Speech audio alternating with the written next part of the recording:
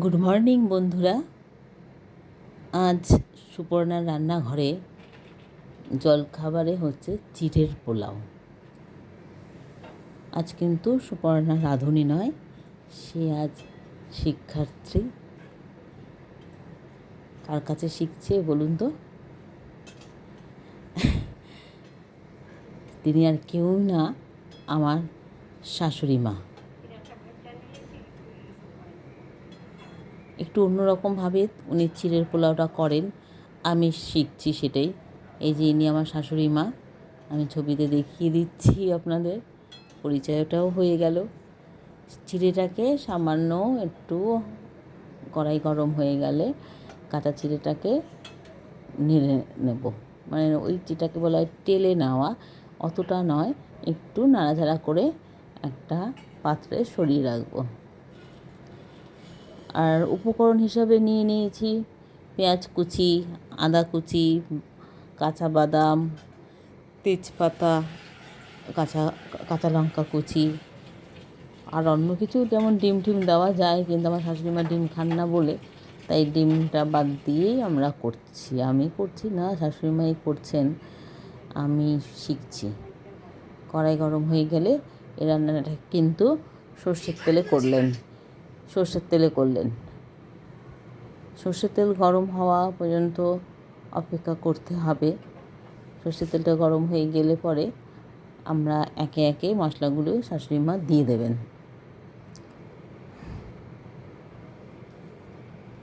উনি সে খাবারটা খুব ভালোই করেন। আমরা সকালবেলা বসে আছি, সবারই খুব খিদে পেয়ে গেছে। আগে কাঁচা বাদামগুলো তেল গরম হয়ে গেলে ভেজে নেব। একটু সময় দিয়ে কাঁচা বাদামগুলোকে ভেজে নিতে হবে, একটু লাল লাল হবে। তারপরে কম আঁচে হচ্ছে তেজপাতা দিয়ে দেবো।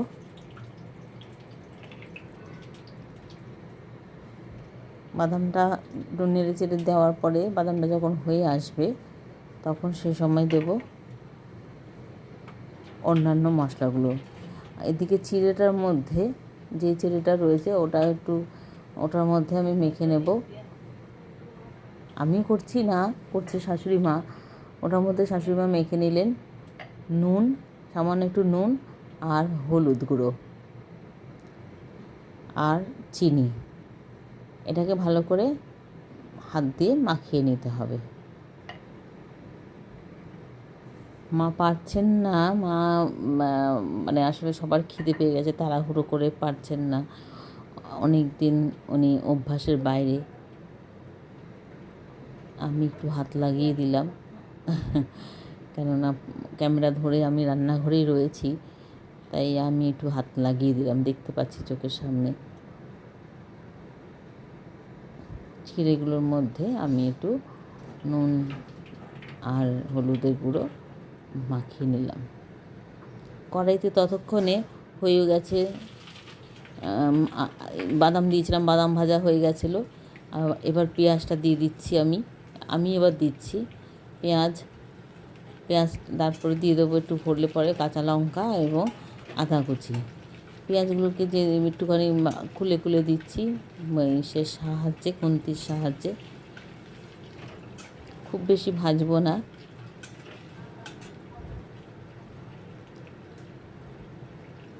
কাঁচা লঙ্কা দিয়ে দিলাম।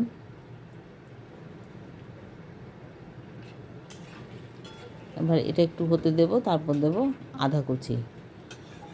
এই খাবারটা খুব তাড়াতাড়ি হয়ে যায় এবং ঘরোয়া জিনিস দিয়ে করা।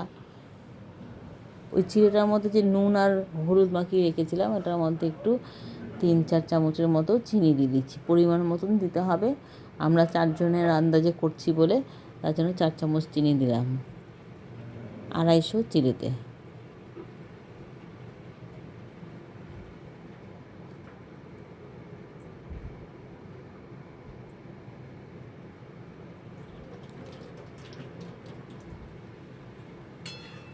পেঁয়াজটা হয়ে গেছে, এর মধ্যে একটু আদা কুচি দিয়ে দেবো তেলের মধ্যে। এবার আদা কুচিটা, প্রচণ্ড খিদে পেয়ে গেছে আমাদের, আর তর সইছে না, কেননা রান্না শেষ করার পরে তারপরে এই টিফিন তৈরি হচ্ছে, ছুটির দিন সবাই খাবে। এবার আদাটাকে মানে একটু 30 সেকেন্ড 40 সেকেন্ডের মতো নাড়াচাড়া করে চিড়েটাকে দিয়ে দেবো। এর মধ্যে অনেক কিছুই দেওয়া যায়, যেমন অমলেট করে দেওয়া যায়, কিশমিশ দেওয়া যায়, কাজু বাদাম দেওয়া যায়। আমরা আর কিছু দিইনি। ঝরঝরে চিড়েগুলো সুন্দর করে কড়াইতে ঢেলে দেওয়া হলো। এবার ভালো করে খুন্তি দিয়ে মিশিয়ে দিতে হবে মশলাগুলোর সাথে চিড়েটা। অল্প একটু গরম মশলা দেওয়া হবে, গরম মশলার গুঁড়ো, কেনা গরম মশলার গুঁড়োই দেবো। বানানোটা কম ফুরিয়ে গেছে বলে আর বানানো হচ্ছে না। সামান্য একটু জল দিয়ে দিলাম, এই হাফ কাপের থেকে একটু বেশি, মানে 1 কাপের থেকে কম, যাতে কাদা কাদা না হয়ে যায়। পরিমাণ মতোই জলটা দিতে হবে, খুব বেশি জল লাগবে না। আর এই প্রায় হয়ে এসে দেখতেই পাচ্ছেন আপনারা, চিড়েটা নরম হতে বেশি সময় লাগবে না, জল পড়ে গেছে। এবার একটু টানিয়ে নেওয়া, টেনে গেলে পরে এতে দিয়ে দিতে হবে সামান্য একটু গরম মশলা, বেশি নয়, অল্প একটু গরম মশলা দিতে হবে। কেন, যেহেতু এটা যদি নিরামিষ হতো তাহলে আমি এটা গোটা গরম মশলা ফোড়ন দিতাম। এটা যেহেতু পেঁয়াজ দিয়েছি তার জন্য গোটা গরম মশলা দেবো না, ওপর থেকে ঘি আর সামান্য একটু গরম মশলার গুঁড়ো দিয়ে দিলেই হয়ে যাবে। নিরামিষটা করলে আমি অনেক সময় ঘি বা সাদা তেলেও করি, সরষের তেলে করি না। কিন্তু শাশুড়ি মা আবার সরষের তেলেই করেন এবং এই খাবারটা খুব সুন্দরভাবেই তিনি করেন। আমরা মানে খুব আগ্রহ সহকারে অপেক্ষা করছি।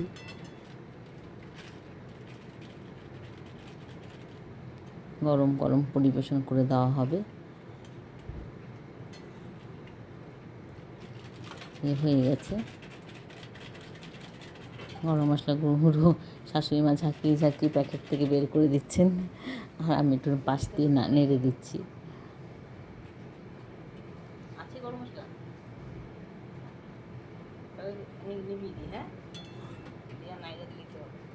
এটা হয়ে গেছে। এখন এটা নামিয়ে নেওয়ার পালা।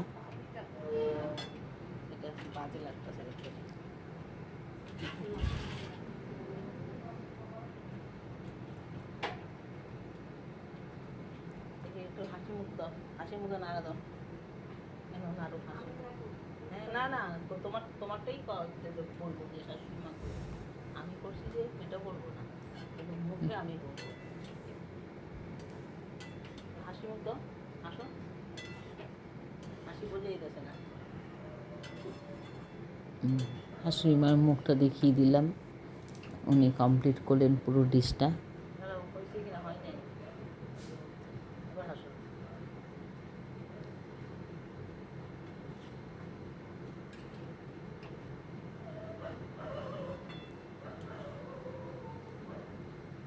এইভাবে আমরা এটাকে বলে সার্ভিং বলে ট্রান্সফার করে দিলাম।